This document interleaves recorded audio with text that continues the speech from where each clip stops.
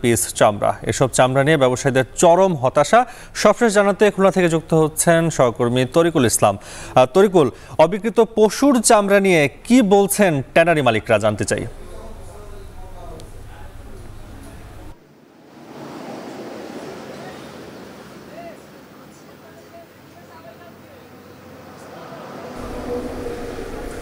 তরিকুল, আপনি নিশ্চয়ই আমাকে শুনতে পাচ্ছেন?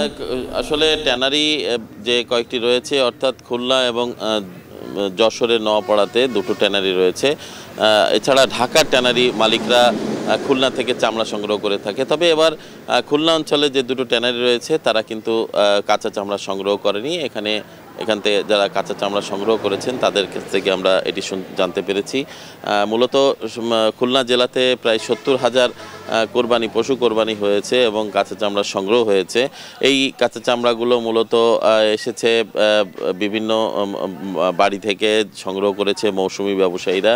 খুলনায় মূলত স্থায়ী কোনো চামড়ার বাজার বা চামড়ার স্থান নাই, বা গোদামজাত করা বা সংরক্ষণ করার কোনো জায়গায় নাই, যে কারণে কোরবানি এলে বা বিভিন্ন ধরনের পশু যেখান থেকে চামড়া সংগ্রহ করে রাস্তার পাশে একটা জায়গায় সংরক্ষণ করা হয়, যেমন এই জায়গাটিতে সংরক্ষণ করা হয়েছে।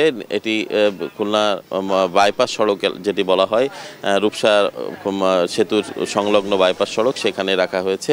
এখানে প্রায় 15 থেকে 16,000 চামড়া রয়েছে। এছাড়া বিভিন্ন জায়গায় এরকম কাঁচা চামড়া ব্যবসায়ীরা তারা লবণজাত করে এখানে রাখা হয়েছে। তারা বলছেন যে সরকার নির্ধারিত যে 60 টাকা ঢাকার ট্যানারি মালিকরা যেটি চামড়া ক্রয়ের যে নির্ধারণ করা হয়েছে সরকার থেকে, সেই ট্যানারি মালিকরা কিন্তু সেই দামে তাদেরকে এই চামড়াগুলো তাদের কাছ থেকে সংগ্রহ করছে না। সে কারণে কিছুটা বিলম্বিত হচ্ছে দরদাম নিয়ে।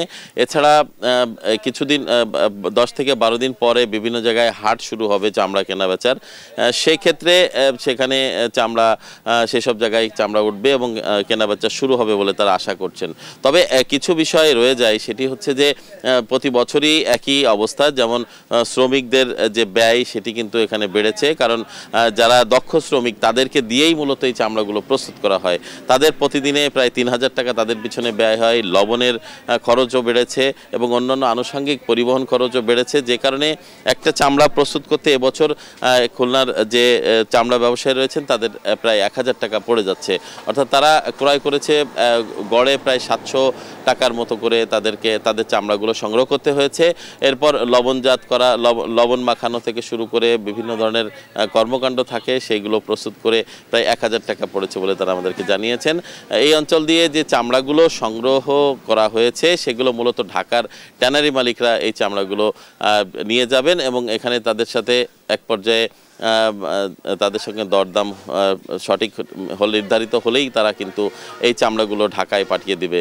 এবং এছাড়া কিন্তু গত বছরেরও কিছু যে বকেয়া রয়েছে তাদের কাছে, সে বিষয়ে তারা অভিযোগ করেছেন এবং এই বছর তাদের লোকসানের মুখে পড়ার সম্ভাবনা রয়েছে বলে তারা জানিয়েছেন। এই ছিল আমার কাছে খুলনা থেকে কাঁচা চামড়া সংগ্রহ এবং এটি কেনাবেচার সর্বশেষ খবর। ঈদুল আজহার 6 দিন পর অবিকৃত